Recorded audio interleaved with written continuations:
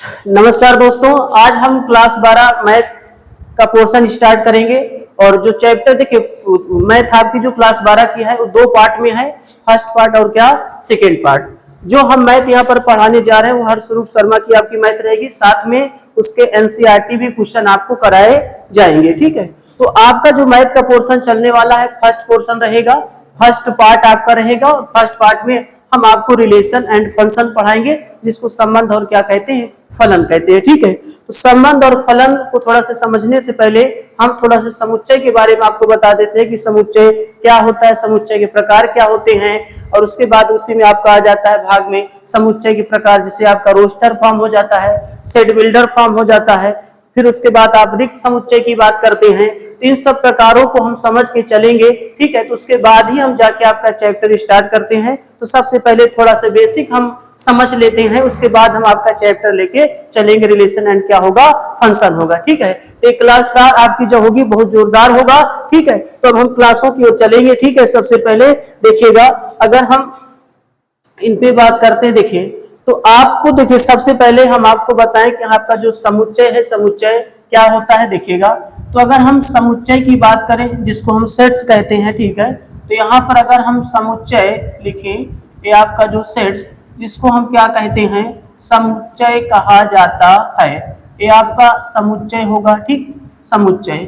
अब ये समुच्चय होता क्या है, ठीक है, समुच्चय का मतलब होता है कि जैसे वस्तुओं का कोई संग्रह हो, है ना, वस्तुओं के संग्रह को सुपरिभाषित करना ही हमारा समुच्चय कहलाता है।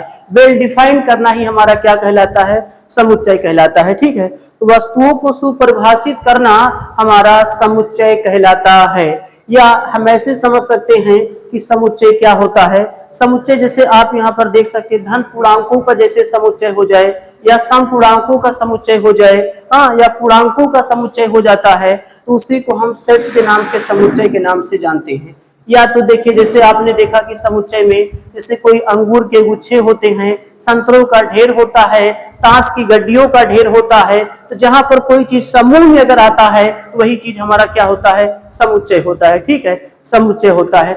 यानी वस्तुओं को, अगर वस्तुओं को सुपरिभाषित करना है तो उसमें वस्तुओं का एक विशेष लक्षण होना चाहिए, उसी को हम क्या कहते हैं, सेट्स यानी समुच्चय कहा जाता है। यानी वस्तुओं को सुपरिभाषित करना ही समुच्चय कहलाता है। अब जैसे समुच्चय में हमने आपको बताया कि जैसे अंगूर का कोई गुच्छा हो, संतरों का ढेर होता है, ताश की गड्डियों का ढेर होता है, इन सब समूह की जहां पर बात की जाए और समूह के साथ उनका कोई विशेष लक्षण भी निकल जाए, वो चीज आपका क्या होता है, समुच्चय होता है। ठीक है, तो यानी समुच्चय, या देखिए जैसे हमने यहाँ पर आपको लिखा, जैसे हम यहाँ पर लिख देते हैं कि ए बराबर और मझला कोष्ठक के अंदर, देखिए सबसे पहले समुच्चय को जो लिखने का तरीका होता है, यहाँ पर जो आप लिखेंगे, सबसे पहले कोई भी अक्षर लिखेंगे कैपिटल अक्षर में लिखेंगे। कैपिटल अक्षर के बाद आप बराबर का चिन्ह लगाएंगे, उसके बाद आपका कर्ली ब्रैकेट होता है, जिसको हम मझला कोष्ठक कहते हैं। ठीक है, और मझला कोष्ठक के अंदर जो भी शब्द लिखा जाए, जो भी एलिमेंट, जो भी अवयव लिखा जाते हैं, उनको स्मॉल लेटर में लिखा जाते हैं। जैसे हम अगर देखिए आपको वावेल्स की बात करते हैं, तो वावेल्स आपके कितने होते हैं, 5। तो यहाँ पर ए हम लिख देते हैं, और ई होता है, और आई होता है, ओ और आपका क्या होगा, यू होगा। तो ये 5 वावेल्स हमने यहाँ पर क्या करा, लिख दिया है। ठीक है, तो ये चीज हमारा क्या कहलाता है, समुच्चय कहलाता है। हाँ, तो समुच्चय की पहचान होगी, सबसे पहले आपका मझला कोष्ठक होगा, और मझला कोष्ठक के अंदर जो भी एलिमेंट लिखे जाएंगे उनको स्मॉल लेटर में लिखा जाता है। और हर एक एलिमेंट के पीछे आप देखेंगे, आप कामा लगा के चलेंगे। आपको कामा जरूर लगाना है, जैसे आपने ए लिखा तो कामा लगाएं, ई लिखा तो कामा लगाएं, आई लिखा तो कामा लगाएं, ओ लिखा तो कामा, फिर यू लिखा तो कामा लगाते हैं। तो कामा के थ्रू इन चीजों को यहाँ पर लिखा जाता है। ठीक है, और हाँ एक चीज है कि यहाँ पर क्रम मैटर नहीं रखता, ऑर्डर मैटर नहीं रखता। आप कोई भी एलिमेंट को कहीं भी उठा के रखिए, इसमें कोई परेशानी नहीं होगा। बस हाँ एक चीज ध्यान रखिएगा कि जो भी अवयव होना चाहिए, जो भी एलिमेंट होना चाहिए, उसे एक ही बार होना चाहिए। अगर दोबारा आ जाता है तो उसको समुच्चय के अंतर्गत नहीं रखा जाता। अगर आपको समुच्चय को देखना है, समुच्चय के अंदर जो भी मझला कोष्ठक के अंदर लिखना है, तो एक वर्ड, एक एलिमेंट को एक ही बार आप लिखेंगे, उसको 2 बार नहीं लिखेंगे। क्रम मैटर नहीं रखता, आप ई को यहाँ पे रख सकते हैं, ए को वहां पे ले जा सकते हैं, यू को यहाँ पे लाए, ई को वहां पे ले जाए, ये मैटर नहीं करता। ठीक है, बस आप एक चीज ध्यान रखिएगा कि एक वर्ड एक एलिमेंट एक ही बार होना चाहिए। ठीक है, तो ये समुच्चय की क्या होती है, पहचान होती है। एक मजला कोष्ठक के अंदर हो, साथ साथ में यहाँ का जो अक्षर हो बड़ा अक्षर होना चाहिए, और जो लिखा जाए स्मॉल लेटर में लिखा जाना चाहिए। ठीक है, ये आपका हो जाता है। अब जैसे समुच्चय की और उदाहरण लेते हैं, जैसे हम यहाँ पे लिख देते हैं कि a बराबर हमने लिख दिया मजला कोष्ठक के अंदर धन पूर्णांकों का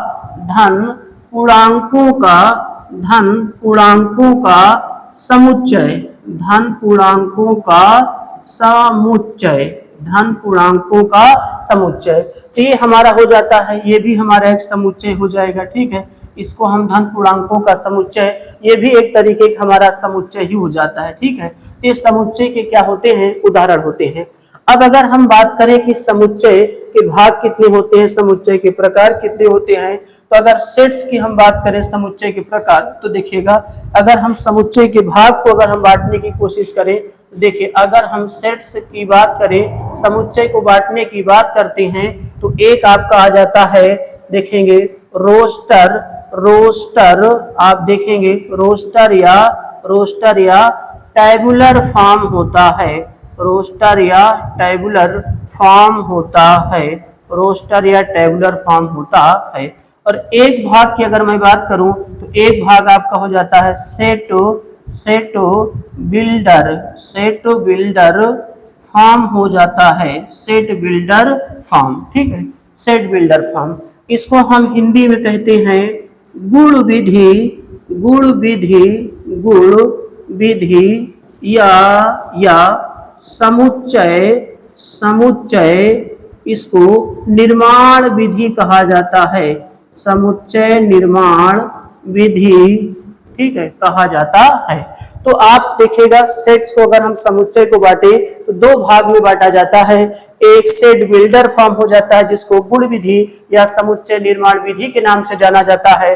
एक रोस्टर या टेबुलर फॉर्म होता है जिसको हम तालिका विधि कहते हैं, तालिका विधि कहा जाएगा। ठीक है, तो इसे हम क्या कहेंगे, तालिका विधि कहेंगे। तो इस तरीके से हमारे समुच्चय के दो भाग हो जाते हैं। समुच्चय यानी वस्तुओं का संग्रह हो, यानी समूहों का संग्रह हो, उसे को समुच्चय कहा जाता है। समुच्चय के दो भाग हमने यहाँ पर बांटा, एक भाग आपका हो जाता है रोस्टर या टेबुलर फॉर्म होता है जिसको तालिका विधि कहते हैं, एक सेट बिल्डर फॉर्म होता है जिसको गुण विधि या समुच्चय निर्माण विधि के नाम से जाना जाता है। तो इस प्रकार से समुच्चय को दो भाग में हम बांट देते हैं। अब जैसे यहाँ पर अगर आपसे हम बात करें कि तालिका विधि क्या होता है, गुण विधि या समुच्चय निर्माण विधि क्या होता है, तो देखिए तालिका विधि का मतलब यहाँ पर होता है, जैसे हम लिख दे, जैसे कोई शब्द यहाँ पर लेके चलते हैं। ठीक है, जैसे यहाँ पर देखिए ए बराबर हमने लिखा 2 4 6 8, 2 4 6 8, 2 4 6 8 डैश डैश करके हमने क्या करा, लिख दिया। तो ये जो शब्द, ये जो हमने सेट लिखा है, जो भी सेट्स लिखा गया है, ये हमारी तालिका विधि होती है। यही चीज अगर हम गुण विधि या समुच्चय निर्माण विधि में अगर हम बात करते हैं तो उसको कैसे लिखा जाएगा, इसका जो एग्जाम्पल होगा, इसका जो एग्जाम्पल लिखा जाएगा वो कैसे लिखा जाएगा। जैसे देखिए इसी को हम ट्रांसलेट अगर कर देते हैं, वही चीज हमारा क्या हो जाता है, गुण विधि या समुच्चय निर्माण विधि। जैसे देखिए आप ए बराबर आप लिखिए, मजला कोष्ठक के अंदर लिखिए यक्स सच दैट, क्या लिखें, यक्स। देखिए सच दैट को हम ऐसे भी लिख सकते हैं, यक्स सच दैट क्या, यक्स, है ना, कि यक्स की ऐसी वैल्यू होने वाली है। ठीक है, तो या तो यक्स सच दैट की वैल्यू हम ऐसे लिखें, या तो यक्स सच दैट ऐसे लिखें।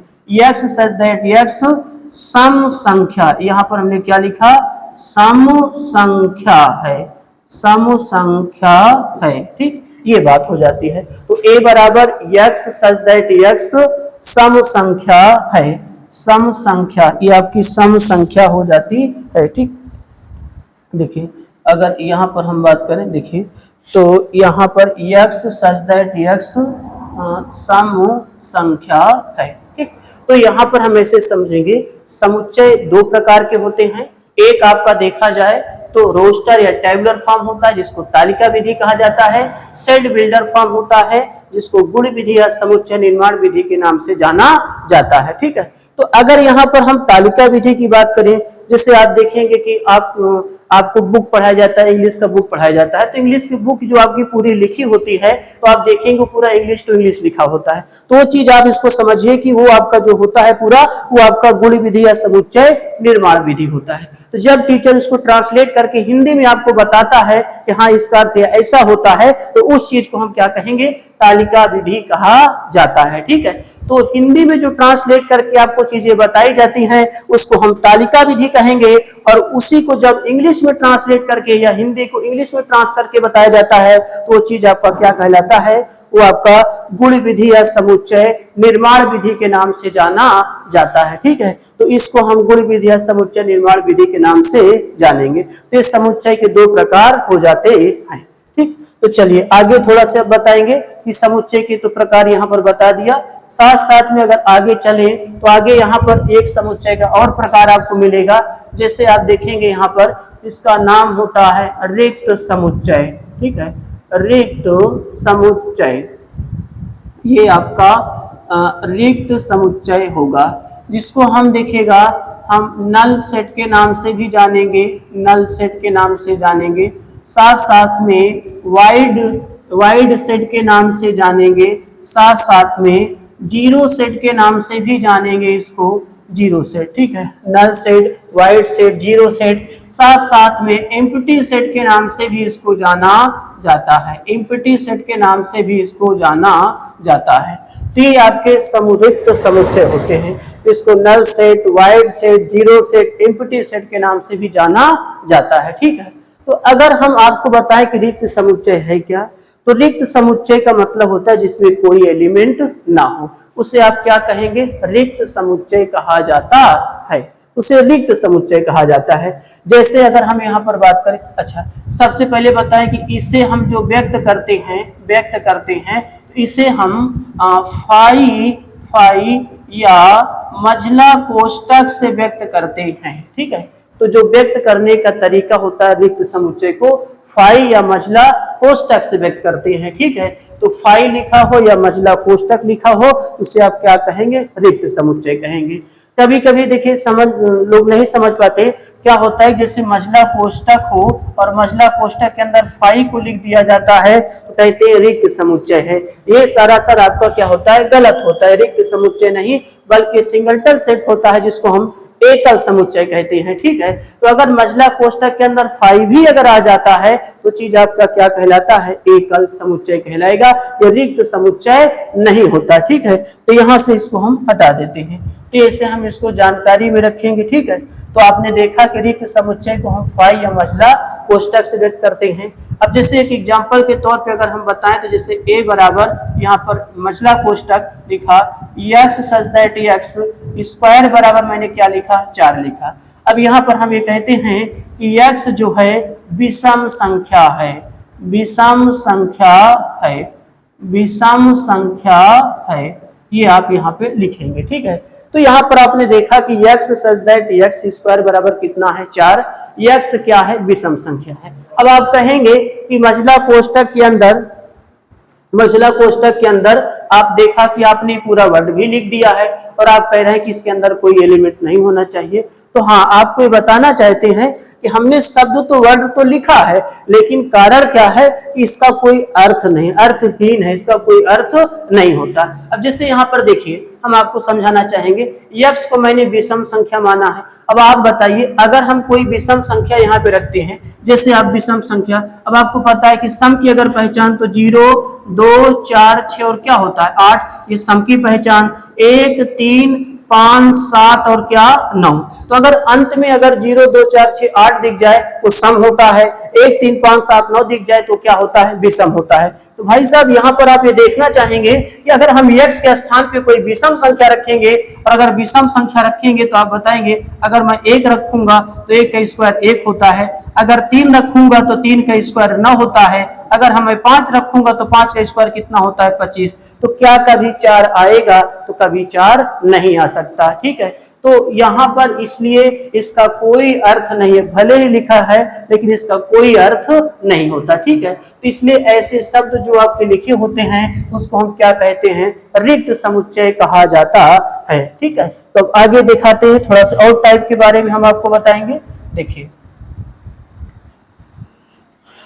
अब देखिए, एक आपका होता है, देखिए इन्फिनिटी सेट होता है, ठीक है। इन्फिनिटी, इन्फिनिटी आपका हो जाता है इन्फिनिटी। इन्फिनिटी की अगर मैं बात करूं, जिसको हम क्या कहते, इन्फिनिटी आपका सेट होगा जिसको हम क्या कहते हैं, परिमित, परिमित, परिमित समुच्चय, परिमित समुच्चय कहा जाता है। ये परिमित समुच्चय हो जाएगा।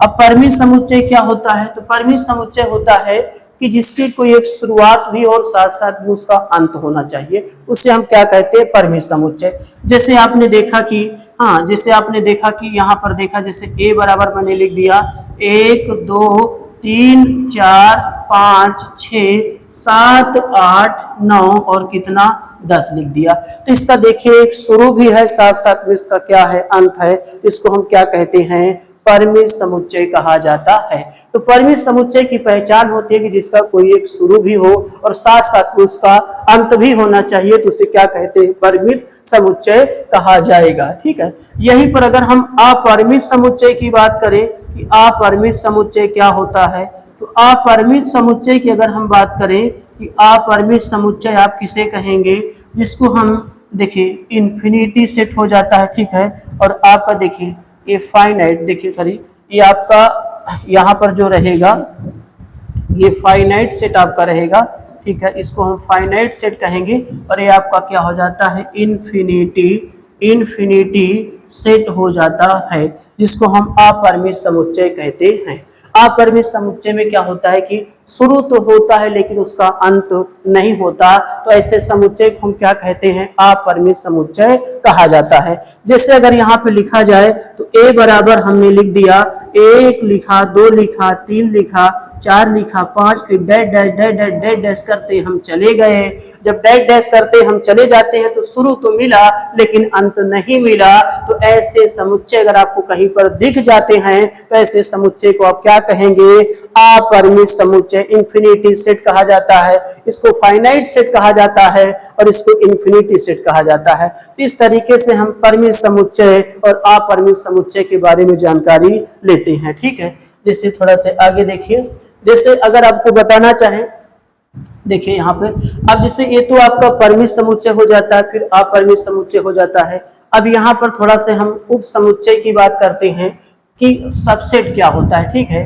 अगर हम उप समुच्चय की बात करें कि उप समुच्चय आपका क्या होगा, उप समुच्चय जिसको हम सबसेट के नाम से जानते हैं, सबसेट के नाम से जाना जाता है उप समुच्चय। अब देखिए उप समुच्चय क्या होता है, तो जैसे यहाँ पर क्या होता है, जैसे हम यहाँ पर 2 सेट लेते हैं, 2 समुच्चय लेके चलेंगे तो देखिएगा कि 2 समुच्चय जब हम लेके चलेंगे, जैसे यहाँ पर मैंने 1 2 और कितना ले लिया, 3 ले लिया।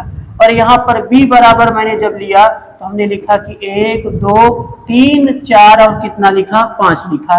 तो यहाँ पर हम कहेंगे कि a जो है b का उप समुच्चय है, तो यहाँ पर लिखा जाएगा a सबसेट कितना हो जाएगा, b हो जाता है। a सबसेट b होता है। यानी सबसेट का मतलब क्या होता है कि a का जो अवयव हो वो b में होना चाहिए। देखिए a का अवयव b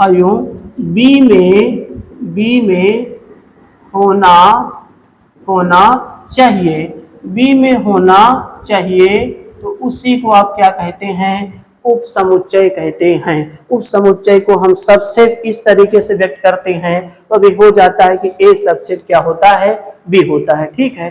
तो यहाँ पर a सबसेट क्या हो गया, b हो जाता है, तो ये सबसेट आपका कहलाता है, ठीक। तो ये उप समुच्चय हो जाता है। उप समुच्चय कैसे हम पहचान करते हैं, ठीक। अच्छा यहाँ पर थोड़ा सा और आपको बताएं, जैसे हम यहाँ पर लिख देते हैं, देखिए एक शब्द और आपको जिससे मिले कि बिलोंग्स टू की अगर हम बात करें और सबसेट इक्वल की अगर हम बात करें, तो इन दोनों में बहुत बड़ा अंतर होता है। बिलोंग्स टू संबंध रखता है, सबसेट का मतलब होता है उप समुच्चय। जैसे देखिए अगर यहाँ पर हम लिख देते हैं 2 2 और बिलोंग्स टू मझला कोष्टक के अंदर 2 4 और क्या लिख दिया 6 लिख दिया। तो ये आपका सत्य बात है। अगर यहीं पर कहीं देखिएगा हम मझला कोष्टक ऐसे लगा देते ये सारा आपका क्या होता गलत होता। तो बिलोंग्स टू देखिए बिलोंग्स टू के पहले जो शब्द कोई भी एलिमेंट अगर हो तो वहां पर मझला कोष्टक नहीं होना चाहिए। अभी जैसे बिलोंग्स टू है तो बिलोंग्स टू के पहले कोई भी एलिमेंट रहे तो उसमें मझला कोष्टक नहीं होना चाहिए।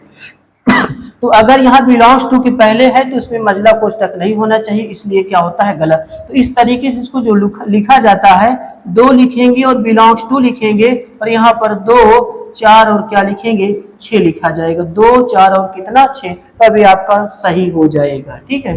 हाँ, अगर यही उप समुच्चय की बात करता तो उप समुच्चय में यहाँ पर आप 2 लिखेंगे, फिर आप सबसेट लगाएंगे, फिर आप लिखेंगे 2 4 और कितना लिखेंगे 6, तो अभी क्या है सही है। अगर सबसेट है तो सबसेट के दाएं बाएं आप देखेंगे, दाएं और चाहे बाएं देखें दोनों तरफ मझला कोष्टक होना चाहिए। लेकिन बिलोंग्स टू है तो बिलोंग्स टू के इधर आपका मझला कोष्टक नहीं होना चाहिए बल्कि उधर मझला कोष्टक होना चाहिए, तो आपका सही होता है। तो बिलोंग्स टू और सबसेट में बहुत बड़ा फर्क होता है। ठीक है, तो बिलोंग्स टू होता है। अगर इसी तरीके से हम आगे बात करें जैसे इंटरसेक्शन होता है ना, इंटरसेक्शन और यूनियन की बात करते हैं। इंटरसेक्शन का मतलब होता है सर्वनिष्ठ यानी जिसको उभयनिष्ठ कहा जाता है, और यूनियन का मतलब सम्मिलन होता है जिसमें हम कामा को देखते हम मिला के चलते हैं अंकों को। ठीक है, तो आगे देखिएगा अगर हम यहाँ पर इंटरसेक्शन की बात करते हैं कि इंटरसेक्शन आपका क्या होता है। ठीक है, इंटरसेक्शन अगर हम इंटरसेक्शन की बात करें, इंटरसेक्शन जिसको सर्वनिष्ठ कहा जाता है, सर्वनिष्ठ कहा जाता है, सर्वनिष्ठ। ठीक है, इंटरसेक्शन। अब जैसे यहाँ पर देखें कि इंटरसेक्शन कैसे होगा। जैसे हमारे पास कोई 2 सेट हम लेते हैं और 2 सेट में लिया हमने, जैसे यहाँ पर 2 4 और कितना लिया 6 ले लिया। ठीक है, और उसके बाद फिर यहाँ पर आप देखें कि b बराबर हमने यहाँ पर 3 5 और कितना ले लिया 6 ले लिया। तो ऐसे हमने 2 समुच्चय 2 सेट को हमने क्या किया पकड़ा है। ठीक है, अभी दोनों समुच्चय में देखना है कि कितना कैसे इंटरसेक्शन होता है। देखिए यहाँ पर इंटरसेक्शन का जो चिन्ह होता है उसको हम ऐसे लिखते हैं, इसको हम इंटरसेक्शन कहते हैं। ये आपका इंटरसेक्शन होता है। ठीक है, इंटरसेक्शन। और इंटरसेक्शन को अगर हम समझना चाहें तो एक तरीके से, जैसे अगर आप मासा आपको पता है तो मासा की तरीके से आप इंटरसेक्शन को समझ सकते हैं। ठीक है, अगर हम यूनियन की बात करते हैं तो यूनियन को ऐसे लिखा जाएगा, ये आपका यूनियन होता है। ठीक है, इसको हम यूनियन कहते हैं। और यूनियन को अगर हम समझना चाहें तो हम एक तरीके से लासा समझ सकते हैं। ठीक है, तो यहाँ पर ये समझने की बात बताएं, यानी नहीं कि आप समझना कि इंटरसेक्शन का मतलब मासा होता है, बस हम समझने की बात है कि आप समझ पाए कि इंटरसेक्शन कैसे निकाला जाता है और यूनियन कैसे निकाला जाता है। तो इंटरसेक्शन का मतलब आप मासा को समझ के चलिएगा और यूनियन का मतलब आप लासा को समझ के चलिएगा। ठीक है, तो यहाँ पर देखिए जैसे अब आपको ए और बी का इंटरसेक्शन निकालना है तो ए इंटरसेक्शन आपके पास क्या आएगा बी। तो अगर आपको इंटरसेक्शन चाहिए तो जैसे मासा निकाला जाता है तो आप देखिए मासा में जो चीज कॉमन मिलेगा उसी को लिखा जाता है। जैसे यहाँ पर 6 की बात करें तो 6 ही मिल रहा है, हमारा जो इंटरसेक्शन होगा ए इंटरसेक्शन कितना बी, वो कितना निकल के आएगा 6 निकल के आएगा। अगर यही हम यूनियन की बात करते हैं, यूनियन कैसे निकाला जाएगा, यूनियन जिसको हम क्या कहते हैं सम्मिलन कहा जाता है, ये आपका सम्मिलन होता है, ये आपका यूनियन होगा। ठीक है, तो इंटरसेक्शन आप समझ पाए होंगे। जैसे आपके पास 2 सेट है ए और क्या है बी है, तो इसमें क्या करते हैं कि सबसे पहले हम दोनों समुच्चयों को बना के चलते हैं और दोनों समुच्चय में देखेंगे कि आपका उभयनिष्ठ क्या है। तो यहाँ पर देखा कि 6 6 क्या है उभयनिष्ठ है, तो ए इंटरसेक्शन भी आपको कितना मिलेगा 6 मिलेगा। और फिर अगर यूनियन की बात करते हैं कि सम्मिलन क्या होता है, तो यूनियन में अगर आप देखना चाहें तो यूनियन का मतलब जैसे आपने देखा 1 2 समुच्चय लिया, जैसे आपने 1 2 और कितना ले लिया 3 ले लिया। ठीक है, 1 2 और कितना 3, और बी बराबर आपने ले लिया 2 3 और कितना 4 ले लिया। ठीक है, अब आपसे कहा जाए भैया इसका आप ए यूनियन बी निकालिए, तो आप कैसे निकालेंगे। तो सबसे पहले देखिए क्या कॉमन है, आपका 2 कॉमन है, साथ साथ में क्या कॉमन है 3। तो कॉमन वाली चीज तो लिखा ही जाएगा, लेकिन जो शब्द बचते हैं, जो एलिमेंट बचेगा उसे भी आपको लिखना होगा। अब जैसे देखिए यहाँ पर एक है तो एक शुरुआत में बच रहा है तो लिखना पड़ेगा। दो दो कॉमन है तो उसे एक ही बार लिखा जाएगा, दो मैंने लिख दिया। उसके बाद तीन तीन कॉमन है तो एक ही बार लिखा जाएगा। उसके बाद चार आपका बच रहा है तो चार को क्या करें आप ऐसे लिख देंगे, ठीक है। तो इस तरीके से आपका ए यूनियन बी चल जाता है, ठीक है। इसको हम सम्मिलन के नाम से जानते हैं। तो ए यूनियन बी आपके पास 1 2 3 4 आएगा, जो कि ए बराबर 1 2 3 था, एक समुच्चय, और दूसरा समुच्चय 2 3 कितना था 4। इस तरीके से हमने ए यूनियन बी को निकाला, और कितना निकाला है 1 2 3 और कितना निकाला है 4 निकाला है। तो ये आपका सम्मिलन हो जाता है, ठीक है। अब अगर हम आगे शुरुआत करते हैं, देखिए अब जो चैप्टर होता है, चैप्टर आपका जो फर्स्ट पार्ट होगा मैथ का, क्लास 12 की मैथ होगी, और मैथ हम आपको जो पढ़ाएंगे वो आपका हर्षरूप शर्मा होगा, और हर्षरूप शर्मा के साथ साथ विद एनसीईआरटी जितना भी क्वेश्चन होगा सब आपको हम लगवाएंगे, ठीक है। तो अब हम चैप्टर पे जब चलेंगे तो पूरी बेसिक जानकारी थी, क्योंकि रिलेशन फंक्शन को अगर आपको समझना है तो अगर इतनी बेसिक आपको नहीं पता रहेगा तो रिलेशन फंक्शन भी आपको समझ में नहीं आएगा, ठीक है। तो हालांकि कोई हवा नहीं रहेगा, आपको बेहतरीन तरीके से आपको समझाएंगे, जितना कोशिश हो सकेगा आपको पूरा देके चलेंगे, ठीक है। तो अब थोड़ा सा चैप्टर पे अगर चलते हैं, तो चैप्टर में जब हम रिलेशन फंक्शन की बात करते हैं तो रिलेशन फंक्शन में सबसे पहले आपको थोड़ा सा हम समझाना चाहेंगे कि कैसे हम चीजों को, फंक्शन को समझते हैं कि रिलेशन क्या होता है और फंक्शन क्या होता है। तो रिलेशन का मतलब यहाँ पर संबंध होगा, और फंक्शन का मतलब क्या होगा, फलन होगा। तो सबसे पहले हम रिलेशन पोर्शन को अलग से पढ़ेंगे, फिर उसके बाद हम पढ़ेंगे कि फंक्शंस क्या होते हैं, फलन क्या होते हैं, फिर उनके बारे में बताया जाएगा, ठीक है। हालांकि इनको भी समझने से पहले आपका होता है जैसे कार्टेशियन प्रोडक्ट होता है, जिसको हम कार्तीय गुणन कहते हैं। तो कार्तीय गुणन के बारे में थोड़ा आपको समझना पड़ेगा। प्रांत, सह प्रांत क्या होते हैं, इनको भी आपको समझना पड़ेगा, ठीक है। तो जैसे यहाँ पर देखिएगा, सबसे पहले संबंध की बात करते हैं। तो अगर देखिएगा आपका जो यहाँ पर जो चैप्टर होगा वो रिलेशन, देखिए रिलेशन एंड आपका फंक्शन रहेगा, रिलेशन एंड फंक्शन, जिसको हम संबंध, देखिएगा संबंध एवं फलन कहते हैं, संबंध एवं फलन कहते हैं, ठीक है।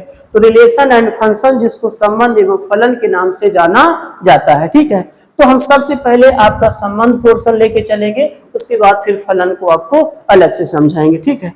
अब जैसे देखिए, अगर यहाँ पर हम थोड़ा सा बताएं, जिससे हम यहाँ पर हम कार्टेशियन प्रोडक्ट के बारे में चर्चा करें कि कार्टेशियन प्रोडक्ट क्या होता है। अगर कार्टेशियन प्रोडक्ट को हम देख के चले, जिसको हम कार्तीय गुणन कहते हैं, ये आपका कार्तीय गुणन होता है, ठीक है, ये कार्तीय गुणन होता है, इसको हम कार्टेशियन प्रोडक्ट कहते हैं। अब हम कार्टेशियन प्रोडक्ट निकालते कैसे हैं, जैसे हमारे पास दो समुच्चय है, हमारे पास एक कामा क्या है 2 है, और एक समुच्चय हमने यहाँ पे ले लिया, जैसे 3 कामा कितना ले लिया 4, 3 कामा 4, ऐसे मैंने 2 समुच्चय को लेके चला है, ठीक है। अब इनका आपसे कहा जाए कि इनका कार्टेशियन प्रोडक्ट निकालिए, ठीक है। तो यहाँ पर देखिए कार्टेशियन प्रोडक्ट तो निकालना है, तो जैसे देखिए हम क्या करते हैं कि इनका जब कार्टेशियन प्रोडक्ट निकालते हैं तो एक रास क्या करते हैं बी। जब भी कार्टेशियन प्रोडक्ट यानी कार्तीय गुणन की बात करें तो आपको एक रास क्या निकालना है, बी निकालना है, और आपको एक रास बी, तो यही आपको सिखाएगा, इसी को हम कार्तीय गुणन कहते हैं, ठीक है। अब निकालते कैसे हैं, तो सबसे पहले पहले वाले समुच्चय से आप एक एलिमेंट उठाइए, आप एक उठाइए, तो एक का एक बार 3 के साथ देखिएगा पेयर बनाइए, तो एक कामा क्या बना 3 बना। फिर एक बार एक का 4 के साथ पेयर बनाएंगे तो एक कामा क्या बना 4 बना। फिर आप यहाँ भी कामा लगाएंगे, उसके बाद फिर आप देखेंगे 2 को किसके साथ 3 के साथ आप लेके चलेंगे, उसके बाद 2 को किसके साथ 4 के साथ, 2 कामा क्या होगा 4 होगा। तो इस तरीके से आपका ये आपका पेयर बन जाते हैं। तो 1 का 3 के साथ पेयर बना, 1 का 4 के साथ पेयर बना, 2 का 3 के साथ बनता है, और 2 का 4 के साथ बनता है। तो इस तरीके से हम पेयर यहाँ पर बना लेते हैं, ठीक है। और एक तरीका है कि आप इनको डायग्राम, एरो डायग्राम से भी आप इनका पेयर बना सकते हैं। जैसे अगर हम डायग्राम की बात करते हैं तो यहाँ पर देखिए जरा, इसको हम ए मानते हैं और इसको क्या मानते हैं, बी मानते हैं। तो यहाँ पर देखिएगा कि एक और हमारे पास क्या है, 2, और आप देखेंगे 3 और हमारे पास कितना है, 4। तो ऐसे करेंगे, एक को एक बार 3 के साथ पेयर, फिर एक बार कितना, 4 के साथ। फिर देखिए एक कामा, देखिए एक कामा क्या हुआ, 3, और एक कामा क्या हुआ, 4। उसके बाद फिर आप 2 को उठाएंगे, 2 को फिर 3 के साथ, फिर 2 को किसके साथ, 4 के साथ। तो 2 कामा 3 और 2 कामा 4। तो चाहे आप डायग्राम की मदद से आप किसी का पेयर बना सकते हैं, चाहे तो आप इस तरीके से आप अंकों को लेकर भी पेयर बना सकते हैं, ठीक है। तो यहीं से जो आप पेयर बनाए हैं, अगर इस कार्टेशियन प्रोडक्ट में देखा जाए तो आपका संबंध भी छिपा होता है। जैसे देखिएगा, अगर हम इसको ऐसे भी कह सकते हैं कि ए का संबंध किससे हो गया, बी से, वैसे एक का संबंध किससे हो गया, 3 से, एक का संबंध 4 से हो गया, 2 का संबंध 3 से हो गया, और 2 का संबंध 4 से हो जाता है।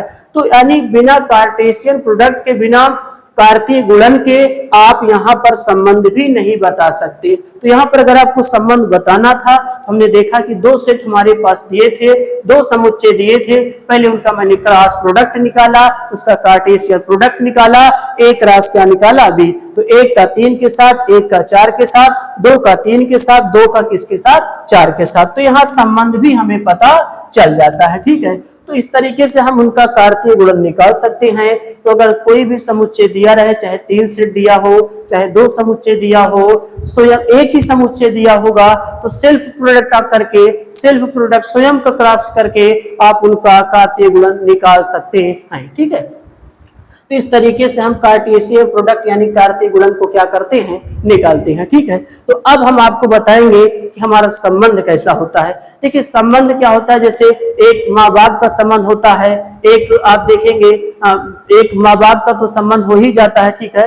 और उसके बाद आप देखेंगे माता बेटा का संबंध होता है, हाँ। तो इस तरीके से भाई बहन का संबंध होता है। तो अनेक प्रकार के आपके क्या होते हैं, संबंध होते हैं। वही संबंधों के बारे में हम चर्चा करेंगे। अब जैसे हम स्वयं को अगर ले लेते हैं, तो हम स्वयं को देखेंगे कि हमसे कोई भाई मनुष्य ऐसे भी होंगे जो हमसे बड़े हो सकते हैं, और हमसे कुछ मनुष्य ऐसे होंगे जो छोटे भी हो सकते हैं, और हमसे कुछ मनुष्य ऐसे होंगे जो हमारे बराबर भी होते हैं। तो संबंध को 3 ही तरीके से हम देख सकते हैं। तो अगर हम अपने को स्वयं को खड़ा कर पाएंगे अगर जीवन में, हम ये देखते हैं कि हमसे कोई बड़ा भी होगा, और हमसे कोई छोटा भी होगा, और हमसे कोई बराबर भी होता है, ठीक है। तो इस तरीके से 3 प्रकार का संबंध होता है। वही संबंधों को यहाँ पर हम लेके चलेंगे, ठीक है। तो आगे हम संबंध के बारे में थोड़ा से बताएंगे, देखिएगा। अब यहाँ पर देखिए, तो सबसे पहले जैसे यहाँ पर हम 2 सेट्स लेते हैं और आपको संबंध यहाँ पर निकाल के बताते हैं, देखिएगा। जैसे यहाँ पर हमने क्या करा कि जैसे हमने देखा कि a बराबर लिखा था, a बराबर हमने यहाँ पर 1 कामा क्या ले लिया, 2 ले लिया, 1 कामा 2। और यहाँ पर हम b बराबर लेते हैं, b बराबर क्या ले लेते हैं, 3 कामा कितना, 1, 3 कामा 1। ऐसे मैंने 2 समुच्चय ले लिया, ठीक है। अब इस दोनों समुच्चय का हम क्या निकालते हैं, कार्टेशियन प्रोडक्ट निकालते हैं, कार्तीय गुणन, क्रॉस प्रोडक्ट जिसको कहा जाएगा।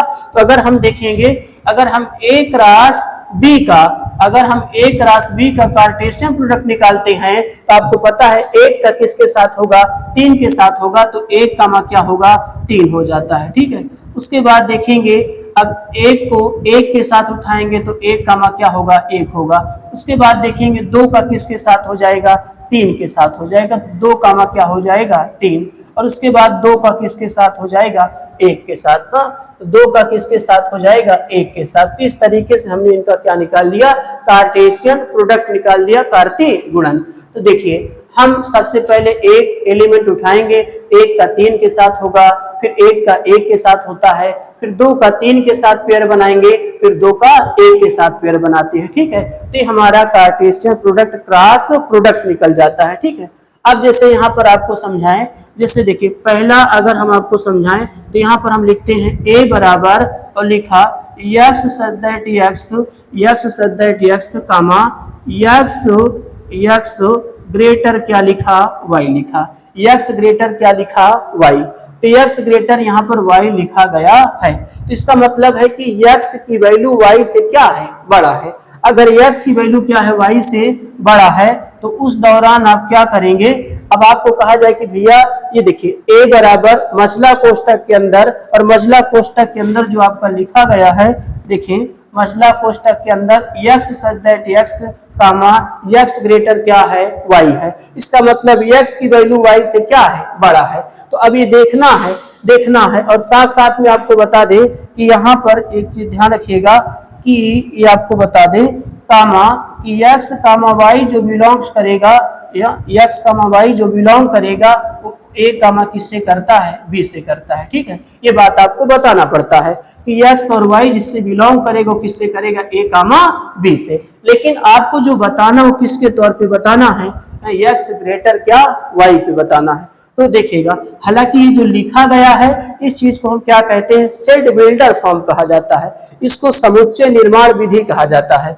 ये आपका सेट बिल्डर फॉर्म, यानी ये आपका क्या होता है, सेट बिल्डर फॉर्म होता है। ठीक है, सेट बिल्डर फॉर्म होता है, इसी को हम सेट बिल्डर फॉर्म कहेंगे। ठीक है, समुच्चय निर्माण विधि होता है।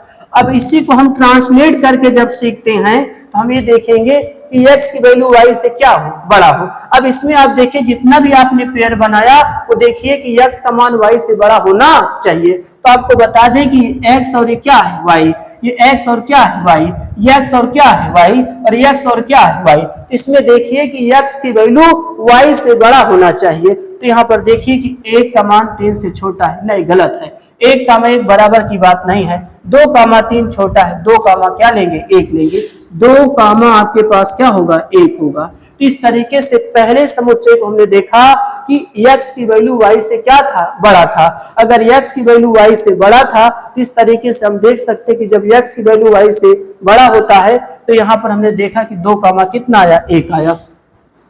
अगर दूसरी बात करते हैं, जैसे a बराबर हमने लिखा x such that x comma x बराबर क्या लिखा, y लिखा, साथ में x comma y belongs to a comma आपका क्या रहेगा, b रहेगा। ठीक है, तो अब यहाँ पर आपसे कहा जाए कि भैया इसका बताइए, क्योंकि ये भी समुच्चय निर्माण विधि में ही लिखा गया है। अब आपसे कहा जाए कि बताइए कि x बराबर y में से कौन से पेयर आपके बनेंगे, तो आपका जवाब क्या होगा कि भैया x बराबर y में आप देखेंगे सिर्फ आपका क्या है, 1 कामा क्या है, 1, बाकी कोई वैल्यू यहाँ पर बराबर नहीं है। तो 1 कामा आपका क्या होगा, 1 होगा, जिसको हम x बराबर y कहेंगे। ठीक है, तो एक आपका और बचता है, जैसे यहाँ पर आपने देखा कि ग्रेटर की चीज ले लिया मैंने, बराबर की चीज मैंने ले लिया। तो इस तरीके से आप देख सकते हैं, अगर ग्रेटर ले लिया तो देखिए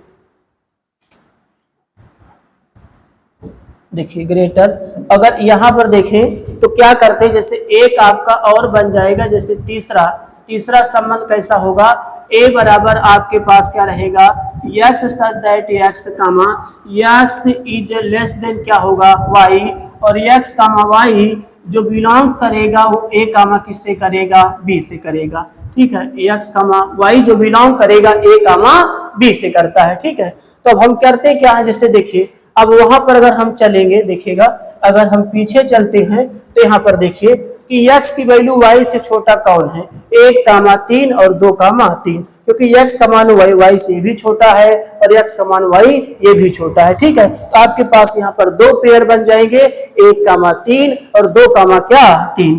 तो इस तरीके से अगर हम आगे चलें तो यहाँ पर आपको देखेंगे कि आपके पास क्या बनेगा, एक तो 1 कामा क्या था 3 और एक आपके पास 2 कामा क्या था 3 था, 2 कामा 3। तो इस तरीके से हम पेयर को बना लेते हैं। तो हमने देखा कि जो संबंध होता है उस संबंध आपने देखा कि 3 भाग में था।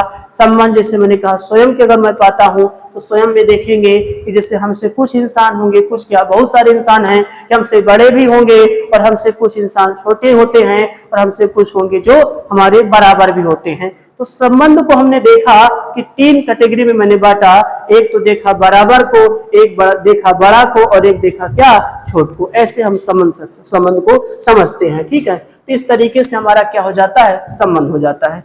अब हम आपको थोड़ा से प्रांत, सह प्रांत और परिसर के बारे में चर्चा करेंगे कि प्रांत क्या होता है, परिसर क्या होता है और सह प्रांत क्या होता है, उसके बारे में आपको बताने जा रहे हैं। ठीक है, तो अब यहाँ पर अगर हम यहाँ पर सबसे पहले अगर हम प्रांत की बात करते हैं कि प्रांत क्या होता है, जिसको हम डोमेन कहेंगे, ये आपका डोमेन होता है। ठीक है, है ना, डोमेन जिसको हम प्रांत कहेंगे, ठीक है। और एक शब्द आपका आता है जिसको हम सह प्रांत कहते हैं, सह प्रांत। ये सह प्रांत हो जाएगा जिसको हम कोर डोमेन के नाम से जानते हैं, कोर डोमेन इसे हम कहेंगे। और एक आपका हो जाता है भैया, एक आपका हो जाता है परिसर, परिसर जिसको हम किसके नाम से जानते हैं, रेंज के नाम से जाना जाता है। तो आपका एक डोमेन होता है, एक को डोमेन होता है, और आपका क्या होता है, रेंज होता है। तो अब हम इसको दो समुच्चय के माध्यम से समझते हैं कि प्रांत परिसर क्या होता है। अब जिससे यहाँ पर देखेंगे, यहाँ पर मैंने दो सेट ले लिया, ठीक है। एक मैंने ले लिया एक कामा क्या ले लिया, दो ले लिया, और एक मैंने बी बराबर ले लिया पकड़ा, तीन कामा क्या ले लिया, चार, ठीक है। तो सबसे पहले इनका हम कार्टेशियन प्रोडक्ट निकालते हैं। कार्टेशियन प्रोडक्ट में आप देखेंगे कि जब आप निकालते हैं तो ए और ए क्या है, बी होता है। तो यहाँ एक और कितना, दो, तीन और कितना होता है, चार होता है। तो ये देखेंगे एक का संबंध तीन से हो जाएगा, हाँ, एक का संबंध तीन से होता है। एक का संबंध यहाँ पर मैंने तीन से बना दिया, और फिर आप देखेंगे दो का संबंध किससे बना दिया, चार से, ठीक है। तो यहाँ पर जो संबंध मैंने बनाया, ए बराबर मैंने बनाया एक का किसके साथ, दो के साथ, और यहाँ पर देखेंगे दो का किसके साथ, चार के साथ बना दिया। तो इस तरीके से हम कह सकते हैं कि हमारा जो डोमेन होगा, जो डोमेन होता है, डोमेन, तो डोमेन कितना हो जाएगा, एक का व कितना, दो। तो हालांकि यहाँ पर आपको बताना चाहते हैं जैसे दो समुच्चय दिया रहे, तो दो समुच्चय में जो पहला समुच्चय होता है वही आपका क्या होता है, डोमेन होता है, ठीक है। उसी को हम प्रांत कहते हैं, वही हमारा क्या हो जाता है, प्रांत। ये प्रांत के नाम से जाना जाएगा, ठीक है। अब अगर हम यहाँ पर को डोमेन की बात करते हैं, तो को डोमेन में आप देखेंगे कि जो दूसरा समुच्चय होता है वही हमारा क्या होता है, को डोमेन, और दूसरा समुच्चय तीन कामा क्या है, चार, पे क्या कहलाएगा, को डोमेन कहलाता है, ठीक है। तो ये सह प्रांत हो जाता है। यहीं पर अगर हम रेंज की बात कर लेते हैं कि भैया रेंज किसको कहा जाता है, परिसर किसको कहा जाता है, तो आपको बता दें कि कोडोमेन यानी सह प्रांत यानी दूसरे समुच्चय में जिस व्यक्ति का इमेज बनता है वही क्या कहलाता है, परिसर कहलाता है। हालांकि यहाँ पर तीन का भी इमेज बन रहा है और चार का भी बन रहा है, तो आपका जो रेंज होगा वो तीन का क्या होगा, चार होगा, ठीक है। अभी आप मत समझ लेना कि भैया यहाँ पर कोडोमेन और रेंज तो बराबर है, यहाँ बराबर है, लेकिन और सवालों में आप देखेंगे कि रेंज अलग ही होता है और कोडोमेन अलग होता है, ठीक है। तो हमने देखा कि अगर मेरे पास दो समुच्चय हो, जैसे ए बराबर एक कामा दो हो और बी बराबर तीन कामा क्या हो, चार, तो पहले मैंने देखा कि एक का संबंध तीन से बना दिया और दो का संबंध चार से बना दिया, तो एक कामा तीन और दो कामा चार, ठीक है। तो यहाँ पर देखा कि एक कामा दो, दो कामा चार। तो जो डोमेन होता है, जो प्रांत होता है, जैसे अगर आपके पास दो समुच्चय दिया हो तो सबसे पहला वाला जो सेट होता है वही आपका क्या कहलाता है, प्रांत कहलाता है, और जो दूसरा सेट होता है उसी को हम सह प्रांत कहते हैं, जिसे तीन कामा क्या है, चार है। और उसके बाद जब रेंज की बात करते हैं तो इस दूसरे वाले समुच्चय में जिसका इमेज बनेगा, जिसका प्रतिबिंब बनता है वही आपका क्या कहलाएगा, रेंज कहलाएगा। जिसका नहीं बनता, इसकी इजाजत नहीं होती कि इसका इमेज नहीं बनेगा, तो उसको आप रेंज नहीं कह सकते। तो रेंज वही होगा जिसका यहाँ पर क्या बनेगा, प्रतिबिंब। तो अगर ये व्यक्ति इसको इजाजत दे दिया, हाँ आप आजाद हैं, तो आप ये कह सकते हैं कि इसका रेंज यहाँ पर तीन कामा क्या हुआ है, चार हुआ है। तो इस तरीके से हम रेंज को बनाते हैं, ठीक है। और आपको बता दें जैसे संबंध की कोई बात लिखी जाती है, जैसे आपसे कहा जाए कि x का y के संबंध है, तो x रिलेटेड आप क्या लिखेंगे, y लिखेंगे। इसका मतलब हम समझेंगे कि x का संबंध किससे है, y से। x का संबंध y से है, x का संबंध y से है। इसका मतलब यहाँ पर आप ये समझ सकते हैं, ठीक है। x related y, x related y है ना, x रिलेशन y, तो x का संबंध किससे है, y से है। इस तरीके से संबंधों को हमने समझ लिया, हमने प्रांत को देख लिया, सहप्रांत को देख लिया, और साथ साथ में मैंने परिसर को भी समझा दिया, ठीक है। तो ये आपका पूरी बेसिक होता है। अभी तक मैंने समुच्चय के बारे में शुरुआत किया, समुच्चय के प्रकार के बारे में मैंने बताया। उसके बाद जब मैंने संबंध स्टार्ट किया तो मैंने संबंध के बारे में बताया और संबंध में देखा कि 3 टाइप में संबंध रखा, एक बड़ा रखा, बराबर रखा और क्या रखा, छोटा रखा।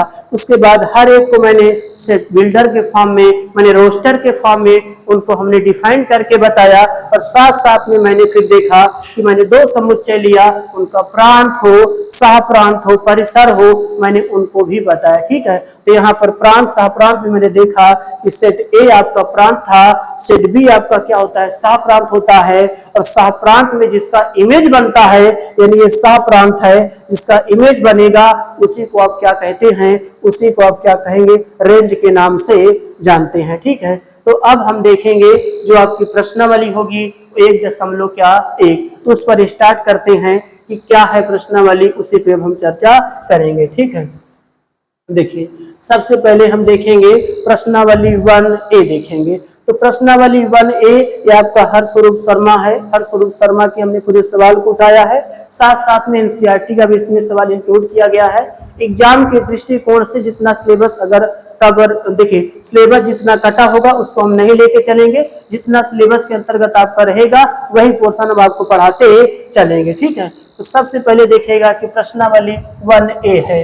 अब 1A का जो पहला क्वेश्चन वो क्या कहता है, देखिएगा कि पूर्णांकों में संबंध कैपिटल R इस प्रकार परिभाषित है कि x related y, 2A implies that, यहाँ पर बनाइएगा 2A implies that, मतलब ये ऐसा है तो ऐसा हो सकता है। ठीक है, मतलब दोनों तरफ की ओर चीजें हो सकती हैं और x, y का क्या है, वर्ग है, x, y का वर्ग है। इसका मतलब x, देखिए x, y का क्या लिखा है, वर्ग है, x, y का क्या है, वर्ग है। इसका मतलब है कि y का स्क्वायर किया जाए तो हमें क्या मिल जाए, x मिल जाए। इसका मतलब ये होता है, तो y का स्क्वायर करेंगे तो आपको क्या मिले, x मिले। तो ये देखना है कि लेकिन कौन सा कथन सत्य है। अब जैसे यहाँ पर 4 रिलेटेड क्या लिखा है, y, तो 4 रिलेटेड y का मतलब भैया ये x है और ये क्या है, y है। तो अगर हम देखिए आपको यहाँ पर क्या करना है कि y का स्क्वायर करें तो क्या मिले, x।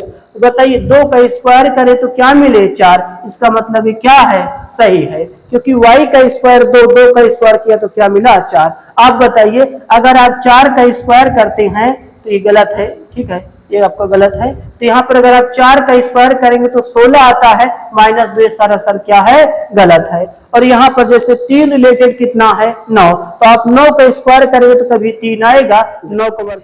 तो ये आपका सवाल नंबर दूसरा। सवाल नंबर दूसरा में आपको यहाँ पर देखिए जैसे x बराबर आपको लिखा 1 2 3 4 और y बराबर 0 2 4 6, तो x, y के ऐसे युग्म बनाइए कि x का हो ग्रेटर y होना चाहिए। तो अगर x ग्रेटर y का आपको अगर कोई युग्म बनाना है तो x ग्रेटर y में आप कैसे बनाएंगे। तो सबसे पहले आप 1 को उठाएंगे तो 1 का आप संबंध 0 के साथ लेंगे, तो यहाँ पर 1 का क्या बनेगा, 0 बनेगा।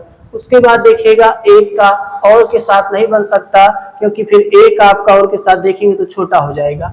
2 के साथ क्या हो सकता है, 0 बना सकता है। ठीक है, फिर 2 के साथ और का नहीं बन सकता। फिर आप देखेंगे 3 के साथ क्या बनेगा, 0 का बना सकता है, और 3 के साथ क्या बन सकता है, 2 का भी बन सकता है। इसी प्रकार से अगर हम 4 की बात करें तो 4 का 0 के साथ बन जाएगा, और फिर आप देखेंगे 4 का 2 के साथ बन जाता है। तो इस तरीके से आपका x ग्रेटर क्या बन जाता है, y। तो आपके ऐसे पेयर आपके बन जाते हैं। उसके बाद ये सवाल नंबर तीसरा में क्या कहता है, x बराबर 2 3 4, y बराबर 3 6 10। तो इस प्रकार है कि x, y से क्या है, विभाज्य। अब x, y का विभाज्य का मतलब कि y बटे क्या होना चाहिए, x होना चाहिए। तो आपका जो रिलेशन बनेगा ये तो 2 नंबर का है।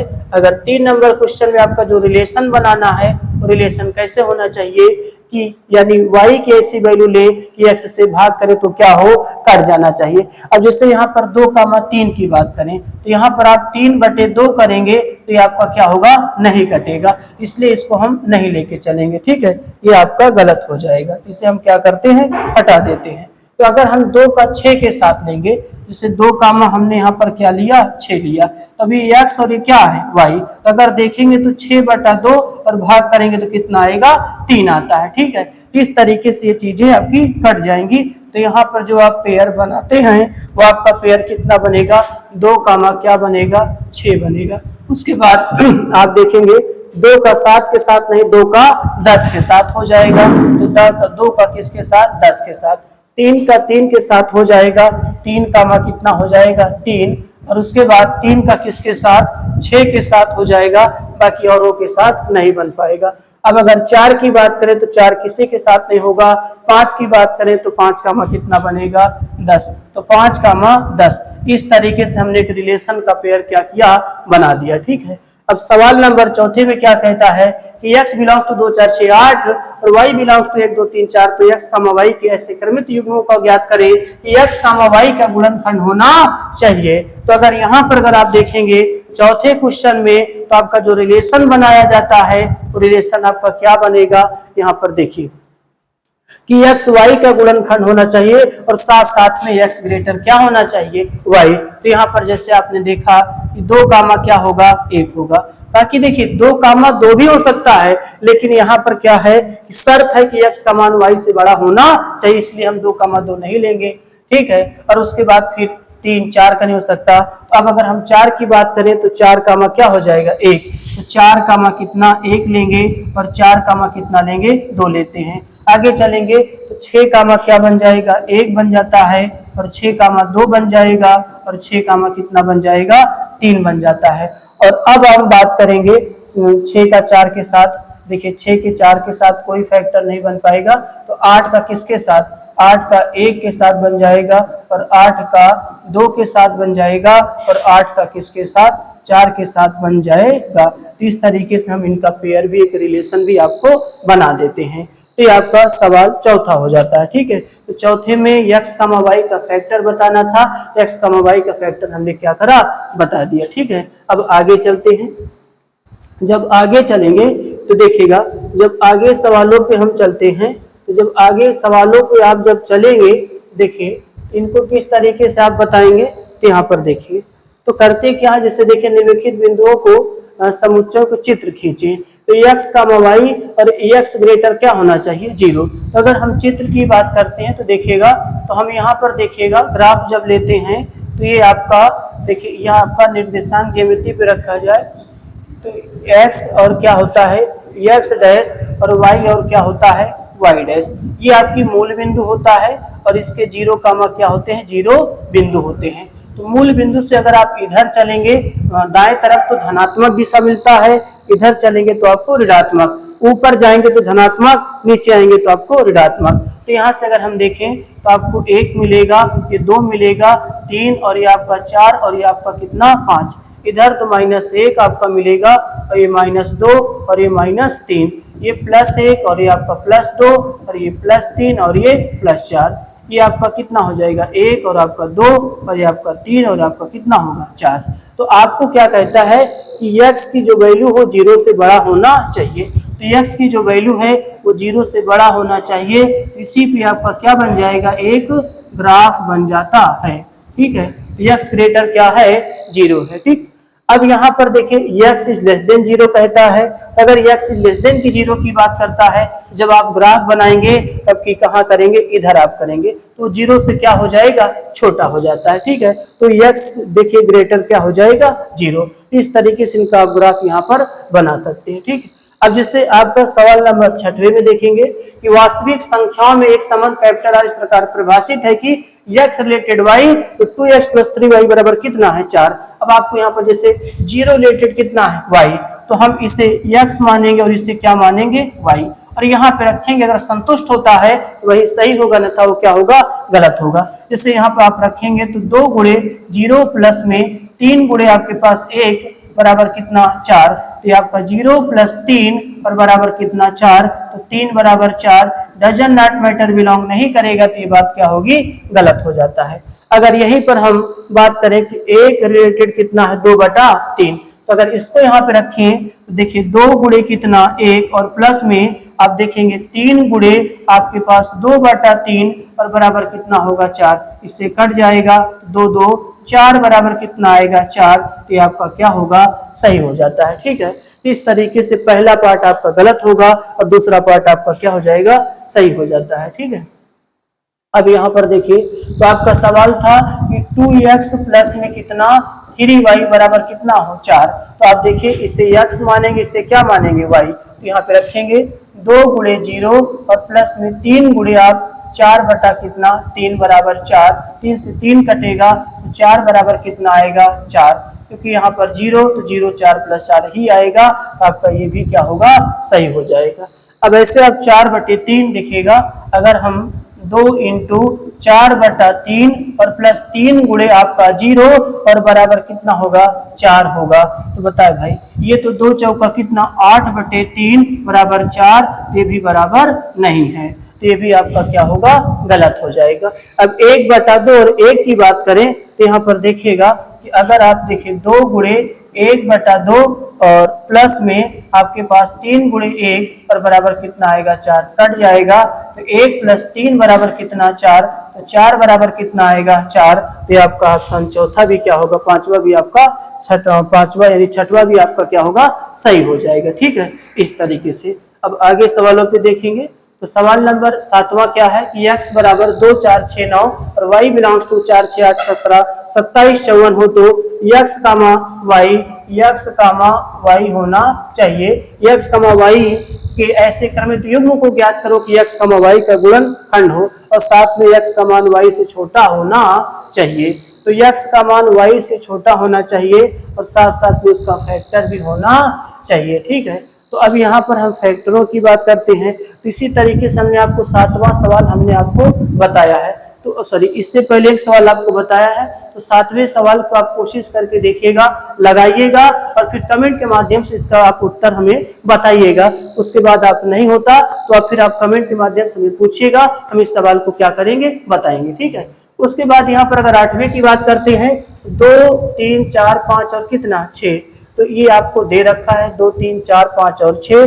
तो कहता है बताओ कि x कामा y एक रास a हो लेकिन x बराबर क्या हो y। तो सबसे पहले हम क्या करते हैं, इनका हम एक रास क्या निकालते हैं a। तो a और ये क्या है, a है आपके पास 2 3 4 5 और कितना हुआ 6, 2 3 4 5 और कितना 6। तो आपको वही को रिलेशन लेना है जिसका कोई क्या हो, देखिए क्रॉस x बराबर क्या हो y हो, जिससे आप 2 कामा कितना लेंगे 2 लेंगे। ठीक है, क्योंकि 2 और 3 लेंगे तो बराबर होगा नहीं, 2 का 4 के साथ नहीं, 5 का 6 के साथ, 2 का 6 के साथ नहीं।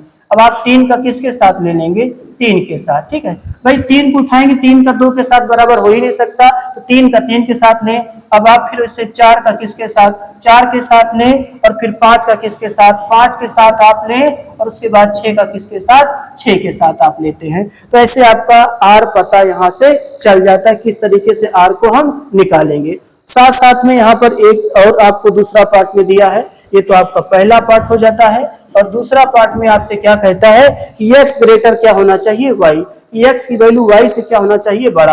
अब जैसे देखिए, अब आप इनका जब एक रिलेशन बनाते हैं तो देखिए 2 कामा 2 आप नहीं ले सकते क्योंकि ये तो बराबर है, बराबर में यहाँ की बात की गई थी। 2 कामा हम 3 ले सकते हैं, ठीक है। उसके बाद 2 कामा हम 4 ले सकते हैं, 2 कामा हम कितना ले सकते हैं 5 ले सकते हैं, और 2 कामा हम कितना ले सकते हैं 2 कामा 6। उसके बाद हम 3 की बात करें तो 3 कामा क्या होगा 4 हो सकता है, 3 कामा 5 हो सकता है, और 3 कामा कितना हो सकता है 6। ठीक है, अब अगर 4 की बात करें तो 4 कामा क्या होगा 5 हो जाएगा, और 4 कामा कितना होता है 6। अगर हम 5 की बात करते हैं तो 5 कामा कितना हो जाएगा 5 कामा कितना होगा 6। ठीक है, 5 6 से क्या होगा छोटा ही होगा। ठीक है, तो यहाँ से सॉरी ये बड़ा होना चाहिए। तो यहाँ पर जैसे देखिए यहाँ पर x ग्रेटर कितना है y है, ये आपको तो हमने गलत बताया। देखिए हम यहाँ पर लेस देन को देखा, यहाँ पर आपका क्या है ग्रेटर है। ठीक है, देखिए अगर यहाँ पर हम बात करें तो ये आपका लेस देन आपका रहेगा। ठीक है, ग्रेटर है तो यहाँ पर ग्रेटर में क्या होगा, देखिए जैसे दूसरा पार्ट आपका रहेगा, जैसे x ग्रेटर हमें क्या निकालना है y। तो इसका जब हमें x ग्रेटर y का निकालना है तो x की वैल्यू बड़ा होना चाहिए, y क्या होना चाहिए छोटा होना चाहिए। जैसे 2 से आप कोई का संबंध नहीं ले सकते। ठीक है, अगर यहाँ पर 3 की बात करें तो 3 का 2 के साथ एक पेयर बन सकता है, 3 का क्या बन सकता है, 2 बन सकता है, बाकी 3 का और के साथ नहीं बनेगा। 4 का 2 के साथ बन सकता है भैया, 4 का 2 के साथ, और 4 का किसके साथ, 3 के साथ बन सकता है, ठीक है। अब हम 5 की बात करें तो 5 का 2 के साथ बनेगा, और 5 का किसके साथ, 3 के साथ, और 5 का किसके साथ, 4 के साथ बनेगा। अब अगर हम यहाँ पर देखिए 5 का हो गया, अगर 6 की बात करें तो 6 का किसके साथ, 2 के साथ बनेगा, 6 का 3 के साथ बनेगा, 6 का 4 के साथ बनेगा, और 6 का 5 के साथ बनेगा। इस तरीके से एक्स ग्रेटर आप वाई बना सकते हो, ठीक है। तो यहाँ पर एक्स ग्रेटर वाई आपका हो जाएगा। अब आगे सवालों पे चलेंगे तो सवाल नंबर खत्म हो जाता है, ठीक है। देखिए नहीं है, देखिए नहीं है। चलिए, तो आज की क्लास आपकी यहीं तक हम रखेंगे। अब आपको हम अगले क्लास में मिलते हैं, ठीक है। तो आपका जो प्रश्नावली 1.2 होगा तो वहां से स्टार्ट करेंगे, यहाँ तक आपका ही होगा, ठीक है। तो हम आपको लॉन्ग वीडियो टाइप में लेके आएंगे और जल्दी जल्दी आपको सिलेबस खत्म करते चलेंगे, ठीक है। आज यहीं तक होगा। जय हिंद, जय भारत।